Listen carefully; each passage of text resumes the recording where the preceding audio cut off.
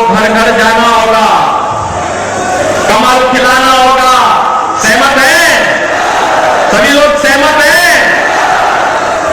अगर आप सहमत हैं तो फिर मैं भी आपके साथ सहमत हूं। आप जितना भी वोटों से जिताएंगे, सुरक्षा और विकास की उतनी बड़ी जिम्मेदारी हमारे ऊपर भी आ जाएगी। सब लोग सहमत है ना? अब कोई दिक्कत तो नहीं है ना? कहीं कोई समस्या, कोई दिक्कत?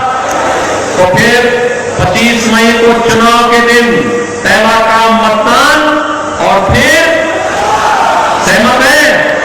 करेंगे, घर घर जाएंगे, कमल खिलाएंगे। जिन लोगों ने पानी के लिए तरसाया था उनकी जमानत जब्त करवाएंगे। जिन्होंने राम मंदिर का विरोध किया उनकी जमानत जब्त करवाएंगे। जो आतंकवाद और नक्सलवाद के समर्थक हैं उनकी जमानत जब्त करवाएंगे। जिन लोगों ने अराजकता और दंगाइयों और कर्फ्यू लगाने वालों का समर्थन किया है उनकी जमानत जब्त कराएंगे। जो राम भक्तों का अपमान करते हैं और माफियाओं के मरने पर मातम मनाते हैं उन लोगों की जमानत जब्त करवाएंगे। तो फिर मैं बात करेंगे, भारत माता की, भारत माता की। मंत्रिमंडल के मेरे सहयोगी, प्रदेश के खेल और युवा कल्याण विभाग के मंत्री श्री गिरीश चंद्र यादव जी, प्रदेश सरकार के ही मंत्री श्री अनिल कुमार जी, माननीय विधायक, इस क्षेत्र के लोकप्रिय विधायक श्री रमेश सिंह जी, हमारे माननीय विधायकगण श्री रमेश चंद्र मिश्र जी, प्रदेश उपाध्यक्ष और एमएलसी श्री सतपाल सिंह सैनी जी, जिलाध्यक्ष पुष्पराज सिंह जी, जिला प्रभारी अशोक चौरसिया जी, लोकसभा के प्रभारी रामचंद्र मिश्र जी, संयोजक सुनील तिवारी जी, प्रभारी अमरनाथ यादव जी, पूर्व विधायक श्री सुरेंद्र प्रताप सिंह जी और लोकप्रिय प्रत्याशी श्री कृपा Shankar Singh ji, Bharatiya Janata party, Nishad party, Suheldev Rajbhar party, अपना दल और राष्ट्रीय लोक दल के हमारे सभी पदाधिकारीगण और उनके द्वारा, सभी दलों के द्वारा समर्थित जो प्रत्याशी आपके बीच में कृपा शंकर सिंह जी, दो आपके जौनपुर के जाने पहचाने चेहरे हैं। बहनों और भाइयों,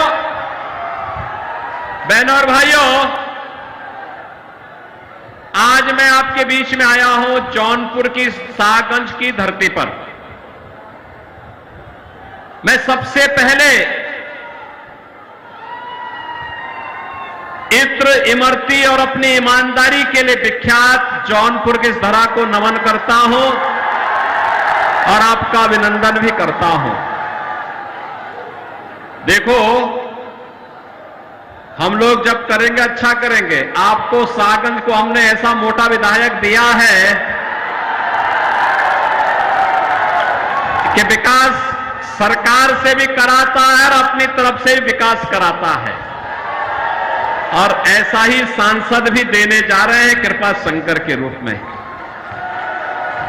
नाम ही कृपा शंकर है। आपकी कृपा बन जाए और शंकर की कृपा हो जाए तो विकास को तो कोई माई का लाल रोक ही नहीं सकता है।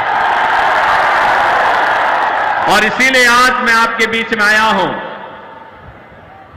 कि इत्र की सुगंध और इमरती की मिठास के साथ साथ जौनपुर वासी देश और दुनिया के अंदर जहां कहीं गया है, अपनी ईमानदारी का विश्वास भी वहां उसने छोड़ा है। इस धरा को नमन करता हूं, आप सबका मैं हृदय से अभिनंदन करता हूं, स्वागत करता हूं। बहनों और भाइयों, लोकसभा का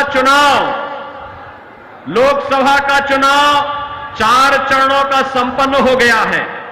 कल 5वां चरण है और छठे चरण में आपको ही मतदान करना है। लेकिन पहली बार है 4 जून को क्या होने जा रहा है, दुनिया भी और देश भी इस बारे में पहले से ही अनुमान लगा चुका है। परिणाम के बारे में निश्चिंत है और परिणाम क्या होने जा रहा है कि फिर एक बार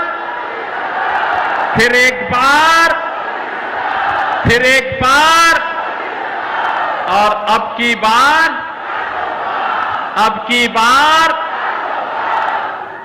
400 पार की जब आप बात करते हैं तो ये सपा कांग्रेस के लोगों को चक्कर आने लगता है। कहते हैं 400 पार कैसे हो सकता है। हमने कहा इस बार देखना होगा, जरूर होगा। तो जनता जनार्दन ही उन्हें जवाब दे देती है। और जनता जनार्दन क्या कहती है? जो राम को लाए हैं,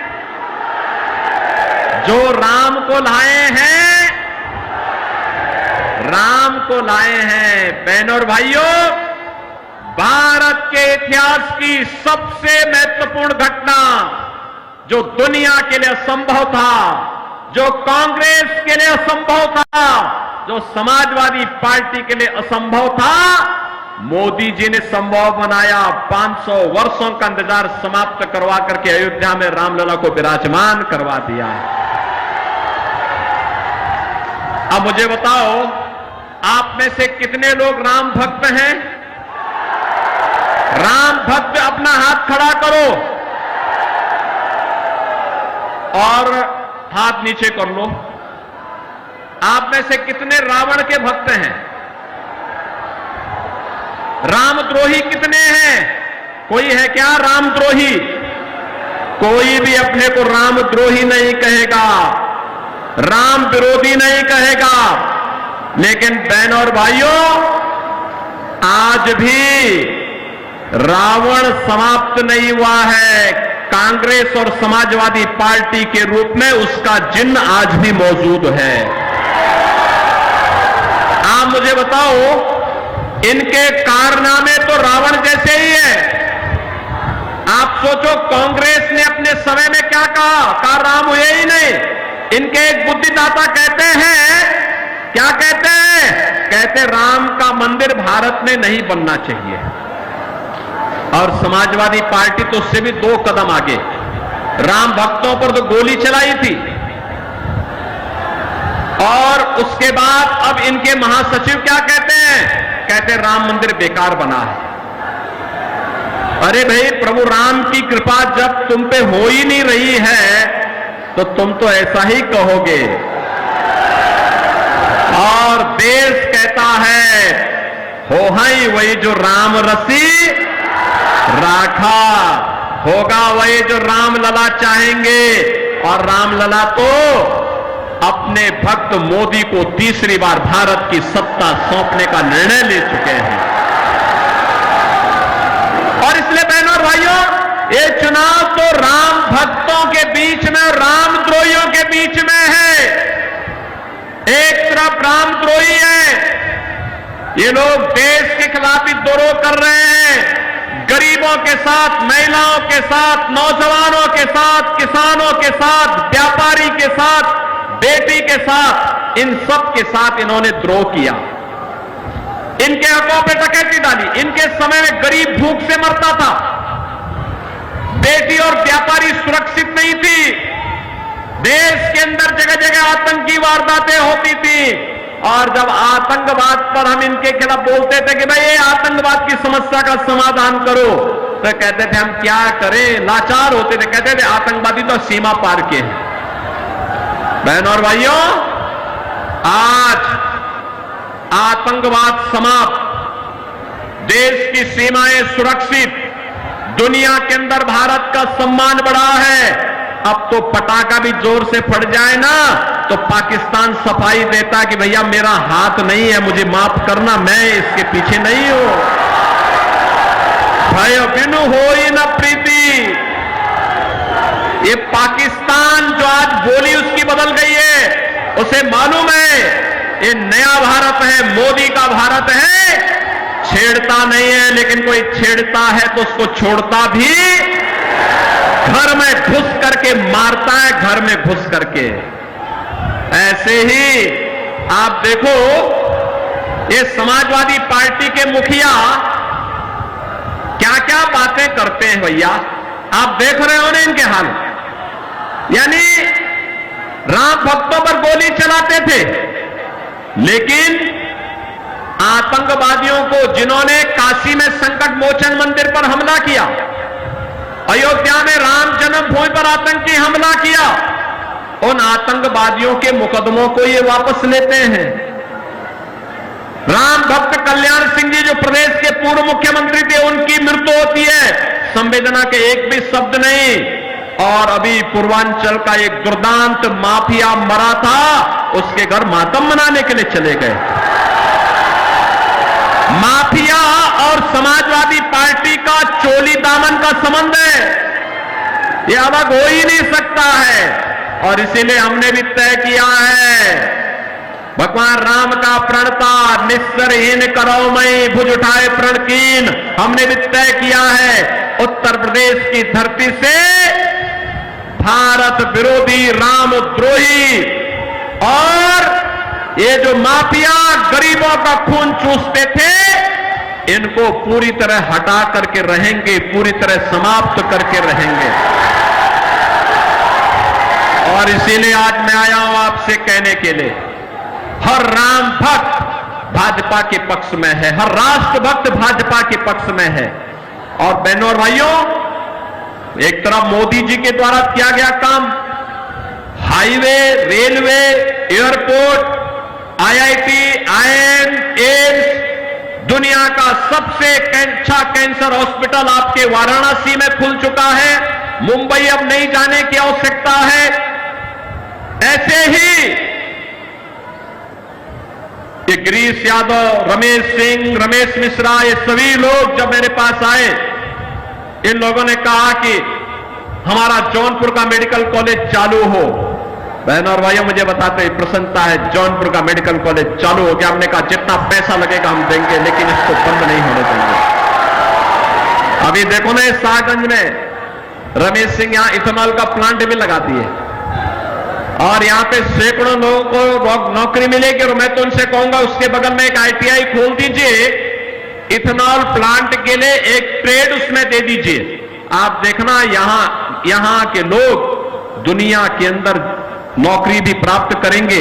और जब यहां निवेश होगा, अब हम औद्योगिक निवेश की नई गति को आगे बढ़ा रहे हैं, क्योंकि अब यूपी में दंगा नहीं होता, कर्फ्यू नहीं लगता। दंगाई और कर्फ्यू वाले सब, दंगाई और कर्फ्यू लगाने वाले सभी लोगों की राम नाम सत्य की यात्रा निकल गई है। और इसलिए बहनों और भाइयों, मैं आपसे कहने के लिए आया हूं, आपसे एक ही बात कहने के लिए आया हूं कि ये जो भाजपा ने विधायक बनाए हैं, ये विधायक, इस सांसद के प्रत्याशी, ये सभी इतना विकास कराएंगे, इतना विकास कराएंगे, आप मांगते मांगते थक जाएंगे और दुनिया आपके पास नौकरी मांगने के लिए आएगी जौनपुर में। बहनों और भाइयों, मैं आज इसीलिए आपके पास आया हूं। ये कांग्रेस, ये समाजवादी पार्टी और कांग्रेस का जो इंडी गठबंधन है, ये जब भी एकजुट हुआ है, खतरे की घंटी का संकेत हुआ है। याद करिए, मैं एक घटना नहीं बता रहा हूं।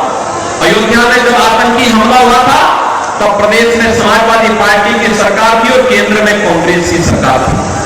जब संकट मोचन मंदिर पर आतंकी हमला हुआ था, तब भी ये दोनों लोग सरकार में थे। जब अयोध्या, वाराणसी और लखनऊ की कचहरियों पर हमला हुआ था, तब भी ये दोनों सरकार में थे। और लगातार देश संकट में गिरता है, गरीब मारा जाता है, आम नागरिक की सुरक्षा खतरे में पड़ती है। और जब भाजपा सरकार में होती है, आतंकवाद का नेस्तनाबूद होता है और हर गरीब गांव, गरीब कमजोर किसान, नौजवान सबको सरकार की योजना का लाभ लाभ मिलता है। बेटी और व्यापारी सुरक्षित होती है। आपने देखा होगा। अब मुझे बताओ, समाजवादी पार्टी की सरकार में सारा राशन इनके गुंडे खा जाते थे। आज तो देश के अंदर 80 करोड़ लोग फ्री में राशन प्राप्त कर रहे हैं ना। 60 करोड़ लोगों को आयुष्मान भारत में 5 लाख रुपए का कार्ड दिया जा चुका है हर वर्ष। और एक व्यवस्था और कर दी गई, यहां पे हमारा विधायक, पूर्व विधायक, सांसद, पूर्व सांसद या कोई पदाधिकारी या पीड़ित भी अगर एक पत्र मुझे लिख देता है कि मैं बीमार हूं, उपचार की व्यवस्था नहीं हो पा रही है, पैसा उपचार में ज्यादा खर्च हो रहा है, मैं कहता हूं एस्टिमेट भेजो। टीएम से कहता हूं तीसरे दिन आप इसकी रिपोर्ट भेज दीजिए और उसके अकाउंट में सीधे पैसा भेज देते हैं। इनके समय में दम तोड़ के गरीब दम तोड़ के तड़प के मर जाता था। कोई पुरसा हल नहीं था, कोई पुरसा हल नहीं था। 12 करोड़ किसान सम्मान निधि का लाभ प्राप्त कर रहे हैं। 12 करोड़ गरीबों के घर में शौचालय बन गए हैं। 10 करोड़ गरीबों के घर में रसोई गैस का सिलेंडर पहुंच गया है। और हमने तो व्यवस्था की है, दाल ही नहीं तड़के वाली दाल देंगे। अब तो हमने व्यवस्था की है, होली और दीपावली को फ्री में रसोई गैस का सिलेंडर, भरा हुआ सिलेंडर दे रहे हैं। 4 करोड़ गरीबों के मकान बन गए। और मोदी जी ने घोषणा की है 70 वर्ष से ऊपर के जितने भी गरीब होंगे, जितने भी बुजुर्ग होंगे, जो भी होगा बुजुर्ग, उसको हर वर्ष 5 लाख रुपए स्वास्थ्य बीमा का मिलेगा, स्वास्थ्य के लिए फ्री में उपचार। और बाकी जितने गरीब मकान के लिए बचे होंगे, अब इसे सूची तैयार करिए, सबको एक एक मकान मिलेगा। नल भी है, हर घर में नल भी है और नल में जल भी आ रहा है। इसकी व्यवस्था भी पुख्ता कर दी गई है। और इसलिए बहनों और भाइयों, हम सब आपके बीच आए हैं। ये कांग्रेस और समाजवादी पार्टी एक खतरनाक मंशा से आपके बीच आई है। इनकी खतरनाक मंशा सुनेंगे आप क्या? ये है सबसे पहले इनकी, अब देखो ये नारे लगाते हो, झूठ बोलते हैं बहुत, जनता इनके स्लेट जान चुकी है, बार बार ठुकरा चुकी है, बार बार लगा चुके 14, 17, 19, 22 बार बार जनता जनार्दन को जवाब दे चुकी है। और अब तो एक खतरनाक मंशा के साथ ये लोग आए हैं। खतरनाक मंशा क्या है इनका? ये लोग राहुल गांधी से जब पूछा गया कि गरीबी के लिए क्या करेंगे, तो कहते हैं, राहुल गांधी क्या कहते हैं? कहते हैं गरीब में एक झटके में गरीबी हटा दूंगा। कहा कैसे? कहा कि हर व्यक्ति की संपत्ति का सर्वे कराऊंगा। और संपत्ति का सर्वे करा के क्या करेंगे? उसने कहा कि उनके पूर्वजों के द्वारा जो संपत्ति मिली होगी, खेत खलिहान, आपका घर, जेवर, पैसा, उसमें से आधा हम लोग ले लेंगे। आधा लेकर के फिर कांग्रेस और समाजवादी पार्टी के गुंडे उसको हट देंगे। बहनों और भाइयों, औरंगजेब की आत्मा घुस गई है ये समाजवादी पार्टी और कांग्रेस के लोगों के अंदर। कोई मुसलमान भी अपने पुत्र का नाम औरंगजेब नहीं रखता है। मुगल सल्तनत का सबसे क्रूर बादशाह था औरंगजेब। और इतना क्रूर था, पहले अपने भाई की हत्या किया और फिर अपने बाप को ही कैद में डाल दिया। अब ये तो इन्हीं लोगों का इतिहास होगा। लेकिन भारतीय जनता पार्टी और औरंगजेब की आत्मा को जीवित नहीं होने देगी। वो दफन की जा चुकी है, दोबारा उसको जीवित नहीं होने देगी। ये जजिया कर जो लगाना चाहते हैं, विरासत टैक्स के आधार पर आपकी संपत्ति को हड़पना चाहते हैं, इसको नहीं हड़पने देंगे। एक दूसरा, अनुसूचित जाति, जनजाति और पिछड़ी जाति के आरक्षण पर सेंध लगाना चाहते हैं। कांग्रेस ने और समाजवादी पार्टी जब इन्हें समर्थन कर रही थी, तब इन्होंने शरारत की थी, भाजपा ने विरोध किया। कर्नाटका में इनकी सरकार है, आंध्र में जब इनकी सरकार थी, तब भी इन्होंने वहां पर पिछड़ी जाति के आरक्षण का अधिकार मुसलमानों को दे दिया। ये स्वीकार करेंगे क्या? क्या ये स्वीकार करेंगे क्या? बहन और भाइयों, कतई नहीं। बाबा साहब भीमराव अंबेडकर ने कहा था कि धार्मिक आधार पर आरक्षण भारत के विभाजन की नींव पैदा किया था। हम दोबारा धार्मिक आधार पर आरक्षण नहीं होने देंगे। अनुसूचित जाति, जनजाति और पिछड़ी जाति को मिलने वाला आरक्षण मिलेगा, महिलाओं को मिलने वाला आरक्षण मिलेगा। लेकिन कोई मुसलमान ये चाहता है कि मुस्लिम होने के कारण उसको आरक्षण मिले, कभी नहीं मिलेगा, कभी नहीं मिलेगा। हिंदुओं का आरक्षण कभी कोई नहीं ले जा सकता। और इसलिए आज मैं आपके पास आया आपसे कहने के लिए, भारतीय जनता पार्टी ने कृपा शंकर जी को आपको बीच में उतारा है। नाम ही कृपा शंकर है। आपकी कृपा हो जाएगी तो शंकर की कृपा स्वयं ही जौनपुर में हो जाएगी। सहमत है ना? सभी लोग सहमत है ना?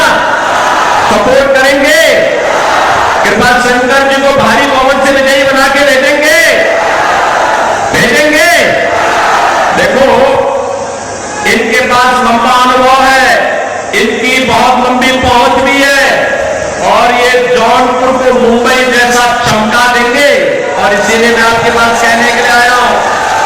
अरे इनको तो हम लोग लेके आए हैं यहां पर कि जौनपुर की भी किस्मत खुलनी चाहिए। हमारा जौनपुर जो पहले इत्र और इमरती के लिए विख्यात था, अपनी ईमानदारी के लिए विख्यात था, देश के कई वैज्ञानिक इस हमारे जौनपुर में दिए हैं। आखिर इस जौनपुर के विकास पर काली ग्रहण समाजवादी पार्टी और कांग्रेस ने जो लगाया है, इससे उभारने की आवश्यकता है। इसीलिए हमने उनसे कहा कि चलो जौनपुर में अब आपकी जन्मभूमि है, जन्मी और जन्मभूमि से बढ़कर के कुछ नहीं हो सकता है। आप आइए, वहां के विकास के साथी बनिए। और इसीलिए इनको यहां लेके आए हैं। आप इनको जिता के भेजेंगे? आपका आशीर्वाद, वोट रूपी आशीर्वाद मिलेगा। मोदी जी को तीसरा कार्यकाल मिलेगा ना? जो देश की आवाज है, कि जो राम को लाए हैं उनको लाएंगे। आप भी लाएंगे यहां से कृपा शंकर को लेके आ जाएंगे ना? कृपा शंकर सिंह जी भारी बहुमत से विजयी बनकर के जाएंगे। दोनों हाथ ला करके बोलो, जहां तक आवाज जा रही है। गर्मी है भैया, तो गर्मी में कितना होना ही है। दोनों हाथ ला करके, तो दोनों हाथ ला करके मेरे सामने बोलो, जिताएंगे। कृपा शंकर भी भारी बहुमत से विजयी बनकर के जाएंगे। लेकिन इसके लिए आपको घर घर जाना होगा, कमल खिलाना होगा। सहमत है? सभी लोग सहमत हैं? अगर आप सहमत हैं तो फिर मैं भी आपके साथ सहमत हूं। आप जितना अधिक वोटों से जिताएंगे, सुरक्षा और विकास की उतनी बड़ी जिम्मेदारी हमारे ऊपर भी आ जाएगी। सब लोग सहमत है ना? अब कोई दिक्कत तो नहीं है ना? कहीं कोई समस्या, कोई दिक्कत? तो फिर 25 मई को चुनाव के दिन